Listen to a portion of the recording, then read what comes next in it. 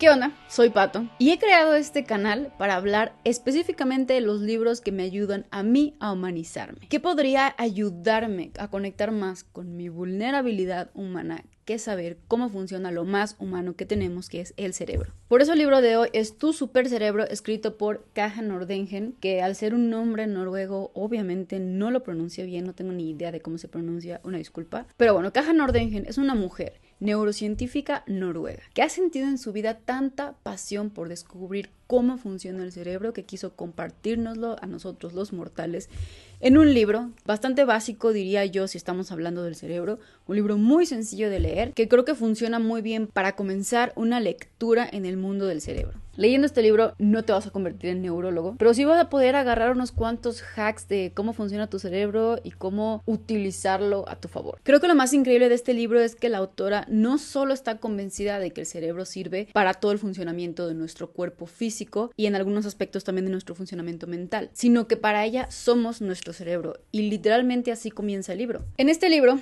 hay 12 capítulos que van desde la evolución de nuestro pensamiento o de nuestro cerebro, desde nuestros antepasados, hasta cómo logramos percibir el mundo hoy con el cerebro evolucionado que tenemos hoy y con las cosas evolucionadas tecnológicas que percibimos hoy. Comienza su introducción contando que hace mucho tiempo de hecho, los pensadores creían que nuestra alma, o sea, lo que nos hacía ser personas, se encontraba en nuestro corazón. Un tiempo después, René Descartes, investigando más o menos sobre cómo funcionaba el cerebro, se da cuenta que tenemos dos de todo. El cerebro está exactamente partido por la mitad, un hemisferio en el otro, y en cada hemisferio tenemos exactamente lo mismo, solo que derecho e izquierdo. Pero existe una cosita que se llama la glándula pineal, que está justamente en medio y que se comparte entre los dos hemisferios. Eso la hace ser tan especial que René Descartes creyó que justamente ahí se encontraba el alma. Pero tiempo después, un neurocientífico, justamente noruego también, se da cuenta que la inteligencia está justamente entre las conexiones que están hechas por nuestras neuronas dentro de nuestro cerebro. Y tiempo después, los neurocientíficos encuentran que no solo la inteligencia se da ahí, sino todo lo demás. El amor, el desprecio, la memoria, el aprendizaje, el gusto por la música, cualquier preferencia personal, etcétera, y un sinfín de cosas que la autora nos dice básicamente conforman nuestra personalidad. Y entonces la autora se pregunta que si todas las propiedades que constituyen el yo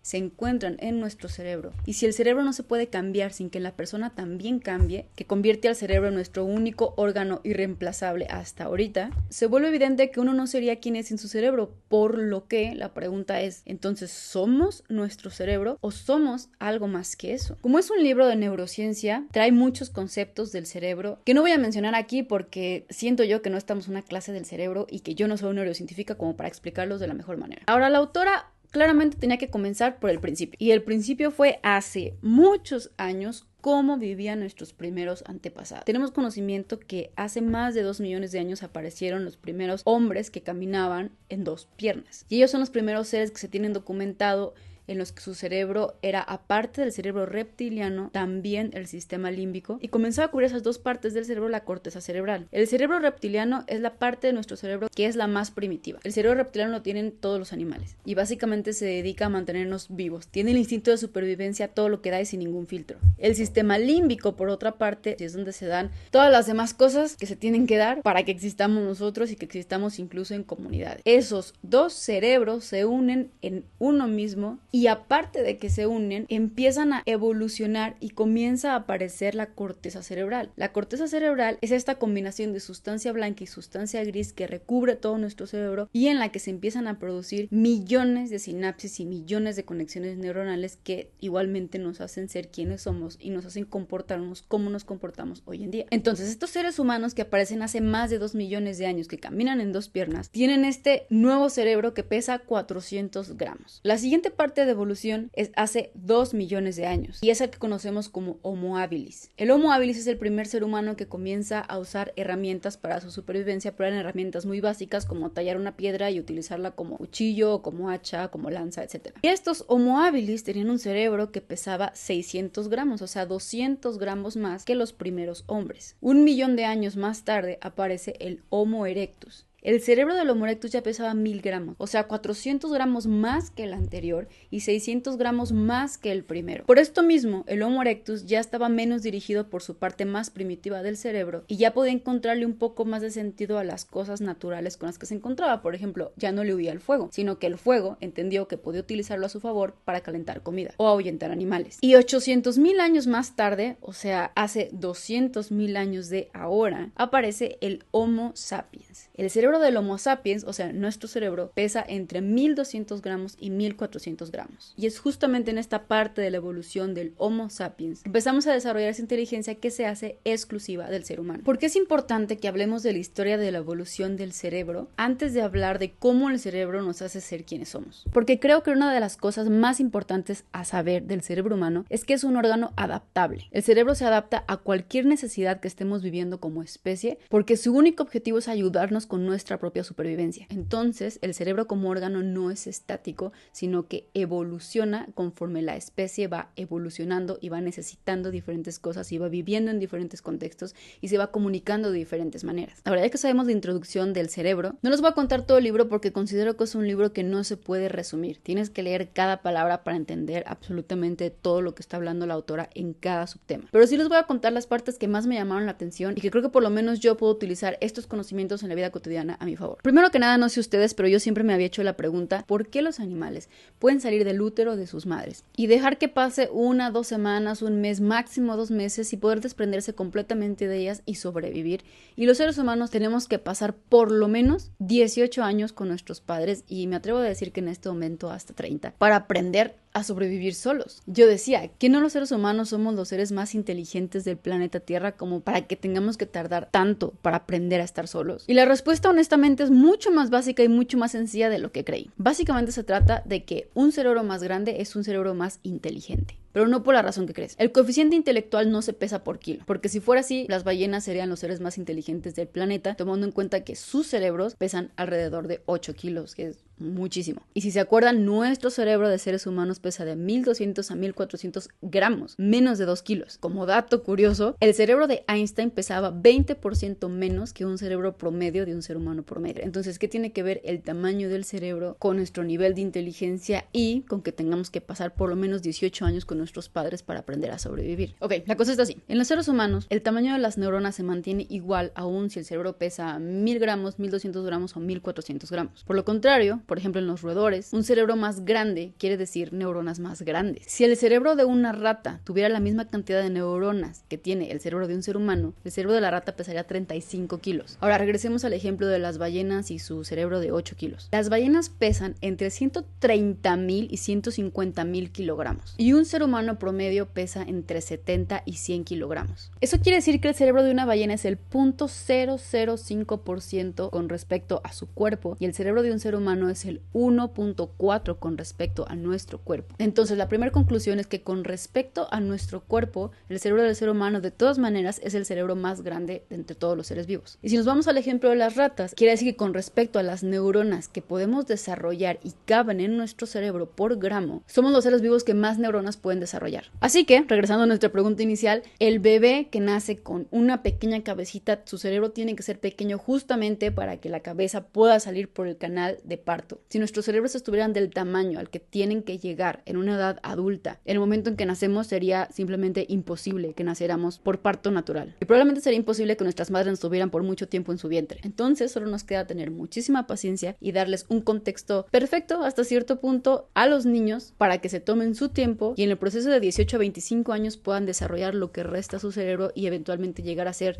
los seres más inteligentes del planeta. Ahora, ¿se acuerdan de que al principio del video hablamos de este concepto llamado la corteza cerebral? Nosotros tenemos alrededor de 86.000 neuronas en nuestro cerebro y en la corteza cerebral están 16.000 de esas 86.000 neuronas. Eso hace que básicamente la corteza cerebral sea la base de todo nuestro ser humanos. En la corteza cerebral es donde se desarrolla el lenguaje, el pensamiento, la personalidad, la resolución de problemas y muchísimas cosas más. Por eso, mucho más Por eso, mucho más que solo comunicar peligro o hambre o necesidad de apareamiento como los animales, los seres humanos hemos inventado muchísimas otras maneras de comunicarnos y también hemos inventado muchas otras cosas de las cuales queremos comunicar. Ahora, la corteza cerebral se divide en lóbulos. Son 4 lóbulos en cada hemisferio del cerebro. Es el lóbulo frontal, el parietal, el temporal y occipital, y espero haberlos dicho bien. Estos mismos 4 lóbulos se dan exactamente igual en el otro hemisferio del cerebro. ¿Por qué es importante saber sobre estos lóbulos? Porque dentro de estos lóbulos se desarrolla todo: los sentidos, la memoria, el movimiento, el análisis, las sensaciones, etc. Pero algo muy importante que repite de hecho la autora muchísimas veces es que no porque tengamos distintas áreas del cerebro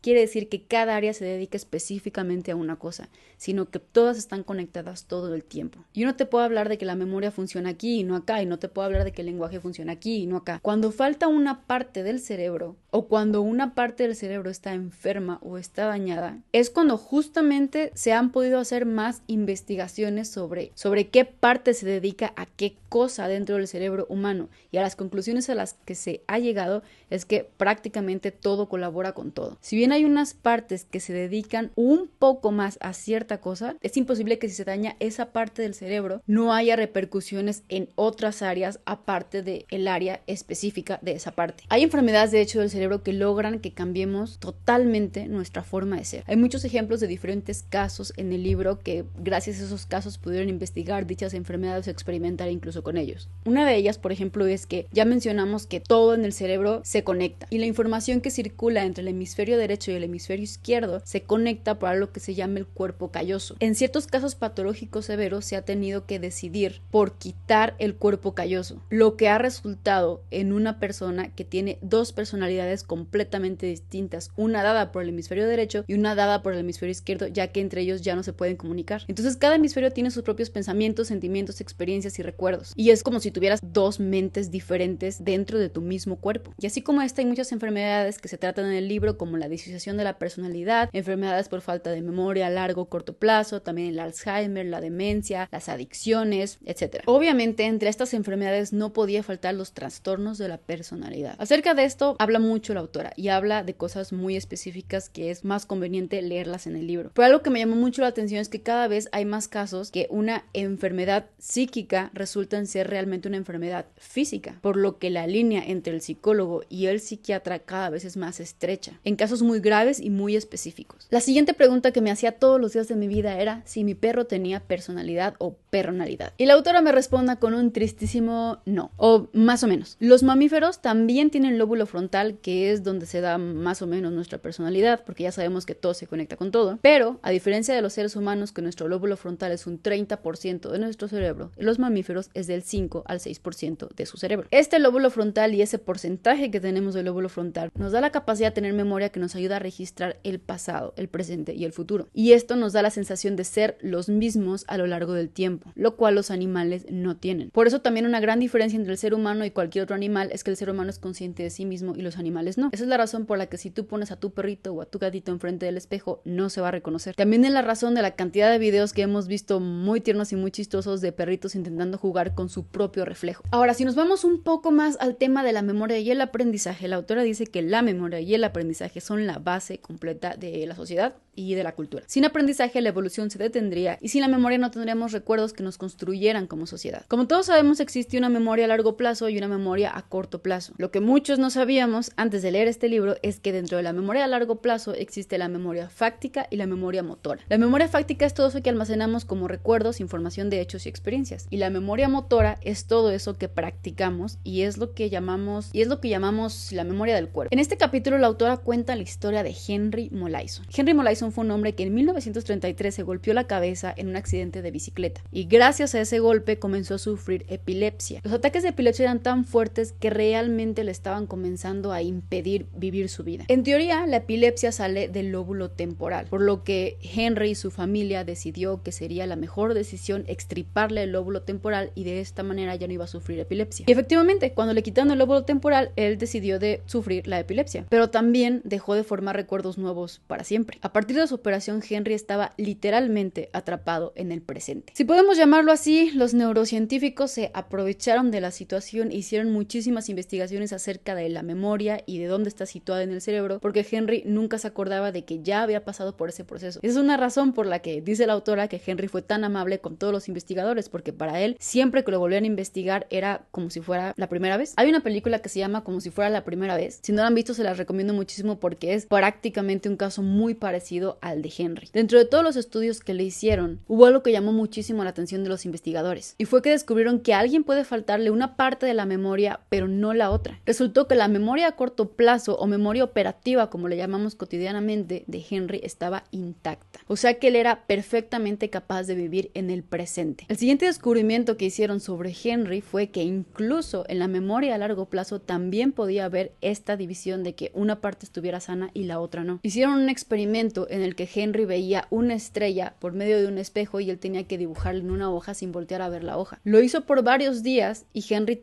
todos los días decía que nunca había hecho eso antes. Sin embargo, en cada dibujo la estrella salía cada vez mejor. Eso quiso decir que su memoria motora también estaba intacta y que su cuerpo sí recordaba estar aprendiendo eso. El tema de la memoria y el aprendizaje es un tema infinito y de hecho es el capítulo más largo del libro. El siguiente capítulo habla sobre el GPS del cerebro. Tiene muchísimos conceptos un poco complejos de comprender a la primera. Sin embargo, creo que el resumen del capítulo podría decirse es que todos tenemos ese puntito rojo de usted está aquí en el cerebro y nos ayuda justamente para saber dónde estamos parados y también para saber hacia dónde deberíamos ir. El ejemplo más increíble de este capítulo es acerca de los taxistas. A diferencia de los seres humanos comunes, los taxistas, o la gran mayoría, o por lo menos antes, no utilizan el GPS del celular, sino que aprenden a orientarse en una ciudad y así su trabajo es más eficiente. Pero esto no solo hace que los taxistas ganen más dinero o que sean más eficientes en su trabajo, sino que también hace que su hipocampo crezca. El hipocampo es una de las partes del cerebro que produce más neuronas y nuevas neuronas. Por eso, entre más lo utilicemos, más conexiones neuronales vamos a formar. Cuando usamos el GPS del celular, no estamos haciendo funcionar nuestro hipocampo a su máxima potencia. Eso hace que sea un uso neuronal bastante pasivo. Lo importante aquí es que la enfermedad del Alzheimer está muy conectada con el hipocampo. En las etapas más tempranas de su desarrollo, el Alzheimer daña justamente las neuronas del hipocampo. Entonces la conclusión es que entre más neuronas tengamos, más conexiones creemos dentro del hipocampo y el hipocampo pueda ser más grande, más tiempo le va a tardar a la enfermedad si es que nos lleva para producir síntomas muy pronunciados. El consejo de la autora es que utilicemos nuestro GPS interior y dejemos de utilizar en lo más posible los GPS que tenemos en los celulares, que aprendamos a orientarnos y entonces comencemos a crear nuevas conexiones neuronales todo el tiempo. Ahora hablemos de las emociones. Nuestras emociones pueden tomar dos caminos distintos antes de expresarse. El primero es el reptiliano, que es el camino más primitivo que se pueda tomar. Y el segundo es conectar primero con la corteza cerebral y que ésta pueda poner un tipo de filtro o un tipo de alto para que nuestras emociones puedan expresarse de una manera más procesada y más pensada para vivir en paz en sociedad. La parte importante de este capítulo es que podemos aprender y podemos entrenar a nuestra corteza cerebral al que tome el control cuando una emoción quiere salir así sin preguntar. Lo acabo de decir súper resumido y parece muy simple cuando lo digo, pero intervienen muchísimas áreas del cerebro y muchísimo tipo de sustancias dentro de él para que esto se logre, de las cuales la autora habla mejor que yo. Y justamente por lo que acabo de decir, lo más importante es acordarnos que todo lo psíquico es físico. Por lo tanto, las emociones no solo son resultados de un proceso psíquico o psicológico mal llevado, sino que también son resultados de sustancias químicas en el cerebro que se pueden tratar. Otra cosa genial que hace el cerebro es que los músculos de la cara le mandan una señal a tu cerebro de en qué humor estás. Por lo tanto, y aunque suene muy motivacional, literalmente sonreír te puede hacer más feliz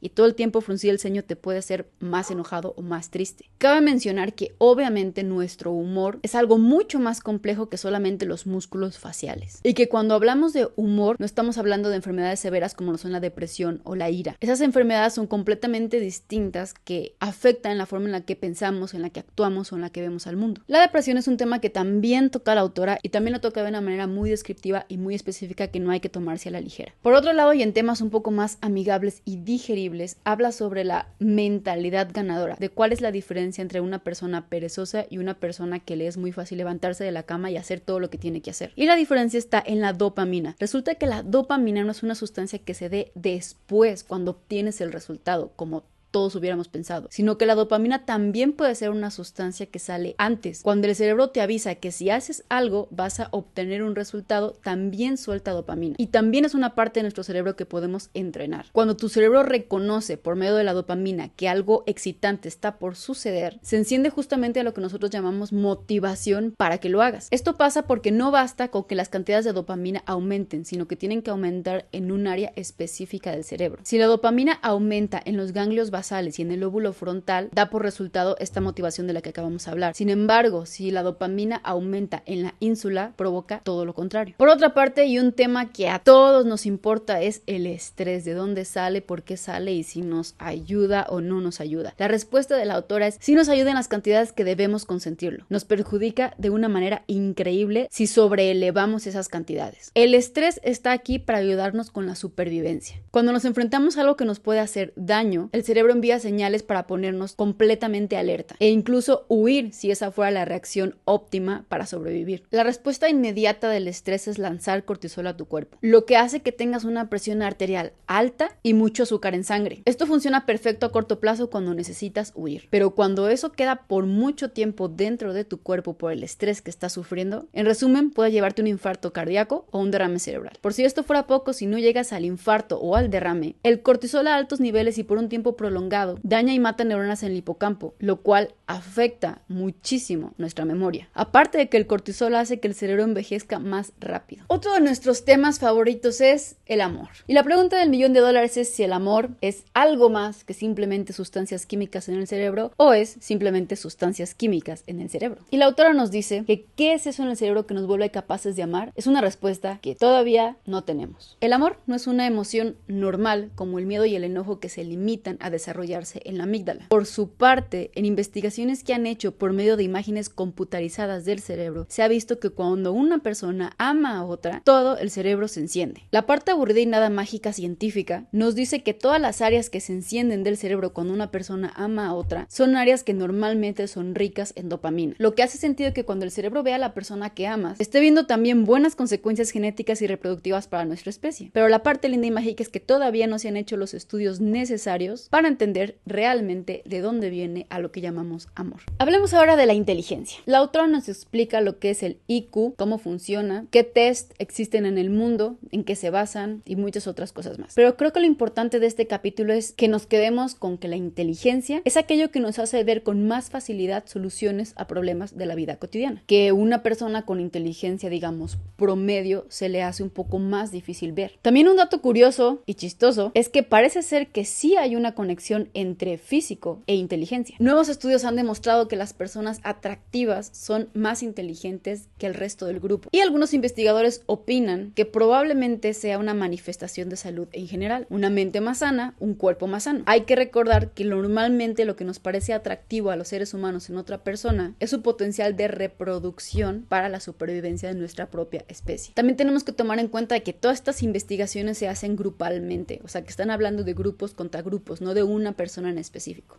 Siguiente capítulo es el multitasking. Y la autora dice que el multitasking no existe. Es total y completamente imposible para el cerebro hacer dos cosas al mismo tiempo. Dos cosas que necesiten la misma área del cerebro. Por ejemplo, si voy manejando y escuchando música, es algo que puedo hacer porque no son dos cosas que ocupen la misma área de mi cerebro. Sobre todo cuando ya llevo mucho tiempo manejando y la gran mayoría de esa actividad está guardada en mi memoria motora, por lo que no tengo que estar pensando y no tengo que estar muy concentrada para manejar. Sin embargo, estar leyendo un libro o estar escribiendo una reseña o estar haciendo un examen se nos va a complicar mucho más si estamos al mismo tiempo intentando ponerle atención a una serie, a una conferencia, a un podcast o incluso estar cantando una canción. Tampoco aplica cuando ya conocemos esa canción de memoria. Si conocemos esa canción de memoria, puede suceder que la estemos cantando sin siquiera concentrarnos en lo que estamos diciendo. Creo que ahí se entiende más o menos la diferencia de cuando funciona el multitasking y cuando no. Solo funciona cuando no le estamos pidiendo al cerebro que comparta la misma área